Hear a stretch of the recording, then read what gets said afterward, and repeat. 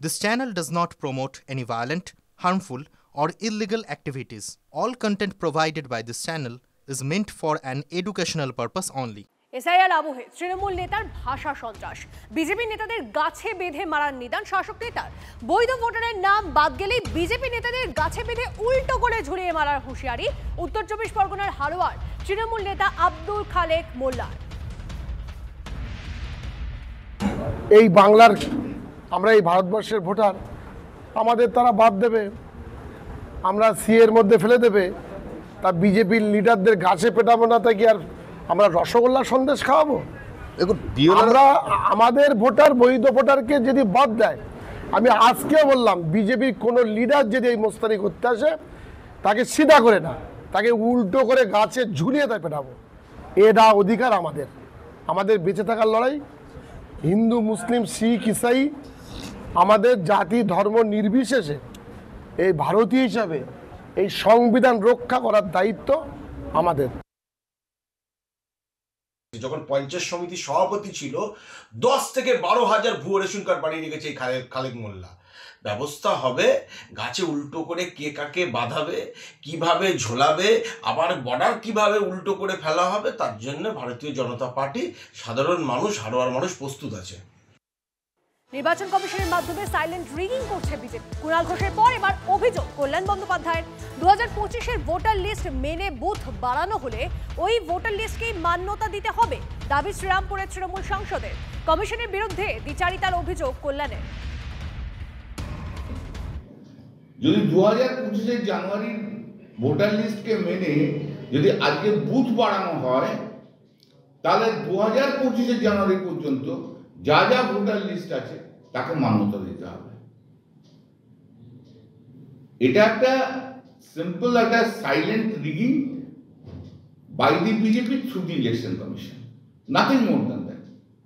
কোনটা তো ইনকনসিস্টেন্ট কথা বললে হবে না, তো কনসিস্টেন্সি চাই।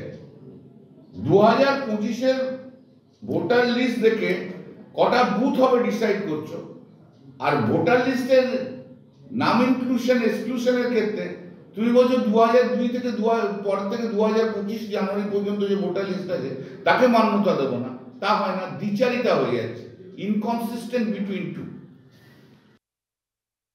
সাইলেন্ট রিগিং হয়ে চলেছে, ইনভিজিবল। এই যে এরা বলছে, এরা জানে এই চক্রান্তটা, এই যে মুখে বলছে না এত লোক বাদ যাবে, এটা পরিকল্পিত চক্রান্ত। বিজেপির পার্টি অফিসে বসে চক্রান্ত হয়েছে, সেই চক্রান্ত ইলেকশন কমিশনের মাধ্যমে তাদের ওয়েবসাইটে উঠছে। না হলে বিজেপির নেতারা কি করে বলতে পারেন এসআইআর এর আগে বলছেন এতজন বাদ যাচ্ছে? তার কারণ তারা জানেন যে তারা এতগুলো মানুষের নামের মধ্যে হিন্দু রয়েছে অনেক। এসআইআর আবহে আরেক বিএলওর বিরুদ্ধে শাসক যোগের অভিযোগ। বর্ধমান দক্ষিণের 166 নম্বর বুথের বিএলও ষষ্ঠী কোড়া। বিজেপির দাবি ওই বিএলও তৃণমূল বিধায়ক খোকন দাসের ঘনিষ্ঠ। বিধায়ক ঘনিষ্ঠ বিএলওকে অপসারণের দাবি গেরুয়া ব্রিগেডের। সব বিএলওই কোনো না কোনো রাজনৈতিক দলের সমর্থক, তাকে ডিউটি দিয়েছে তিনি করবেন, পাল্টা দাবি তৃণমূল বিধায়কের। কমিশনের নির্দেশ মেনেই কাজ করছি, দাবি অভিযুক্ত বিএলও।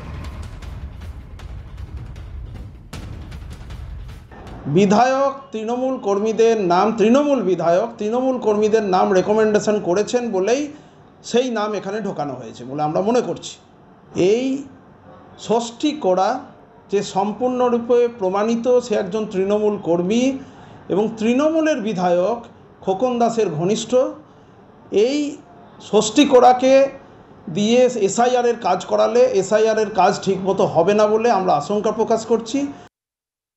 যে কটা লোকই বিএলআর হোক, কেউ না কেউ কোনো দলের অবশ্যই সাপোর্টার। কেউ তৃণমূল হতে পারে, কেউ বিজেপি হতে পারে, কেউ সিপিএম হতে পারে, কংগ্রেস হতে পারে। সাপোর্টার তো আজকে বাংলার প্রতিটি মানুষই একটা না একটা দলের সাপোর্টার।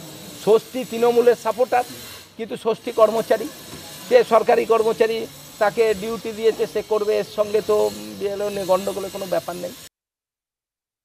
মানে একটা অভিযোগ এসেছে যে এই নামে, আমি বললাম যে দেখুন, প্রথম কথা হচ্ছে নির্বাচন কমিশন আমাকে চিঠি দিয়েছে, অর্ডার দেয়, সেই অর্ডার অনুযায়ী আমি তা কাজ করি। আমি প্রায় 57% কাজ প্রায় কমপ্লিট করে নিয়েছি। আজকে যে দেখলাম যে আমাকে ওখান থেকে জানায় যে একটা, আমি তখন বললাম যে স্যার দেখুন আর কী করবো, আমাকে আপনারা যা নির্বাচন কমিশন যা নির্দেশ দেবে আমি সেটা করবো, এর বাইরে তো আমার কিছু আর ইয়ে করার নেই না। হয়তো হ্যাঁ, মিটিংয়ে গেছি। সেটা মানে এখন রিসেন্ট বলতে কি, যে আমি যেহেতু বললাম কি পাড়ায় যেহেতু থাকি আমরা, মিটিং হয় আমরা সমর্থন করি বলে অবশ্যই গেছি। রাজ্যে তো সরকারি নিরাপত্তা দেয় না, তৃণমূল নেতারাও সুরক্ষিত নন, ফলে ভয় পাচ্ছেন বিএলওরাও। দাবি বিজেপি নেতা দিলীপ ঘোষের। অন্যদিকে তৃণমূলের চুরি ধরা পড়বে বলেই এসআইআর নিয়ে এত বিরোধিতা করছে বলেও তোপ দিলীপের। না, নিরাপত্তা তো সারা দেশে কেউ চায় না, কারণ এখানে সরকারি নিরাপত্তা দেয় না। আর এটা দেয় না, সারা সমাজে বয়ে আছে। খুন ধর্ষণ যেভাবে বাড়ছে, সাধারণ মানুষ ভয় পাচ্ছে। আজকে এমন অবস্থা, টিএমসির নেতারাও সুরক্ষিত নন। যে গুন্ডারাজ, মাফিয়ারাজ ওরা কায়েম করেছে, তার বলি নিজেরা চড়ছে। তো এর ফলে অসুরক্ষার ভাব সারা সমাজে, বিএলওরও তার বাইরে নয়, তারাও ভয় পাচ্ছেন। দিলীপবাবু নতুন করে দলে আবার প্রাসঙ্গিক চেষ্টা করছেন। উনি বিজেপিতে আছেন কি নেই সেটাই পরিষ্কার নয়। সেই জন্য এখন বিজেপি বাকি নেতৃত্বের সঙ্গে নিজের সাথে একটু লেভেলে আনা যায়, সেই জন্য এসব বলে বাজার গরম করে, এই যে উনি বলেছেন তার জন্য আপনারা খবর করেছেন, এই খবর করে মানুষের মনে আবার দিলীপ ঘোষ নামটা মুছে গেছিল, সেখান থেকে ফিরে আসার চেষ্টা। বাকি ওনার কথার কোনো গুরুত্ব আছে বলে আমি মনে করি না।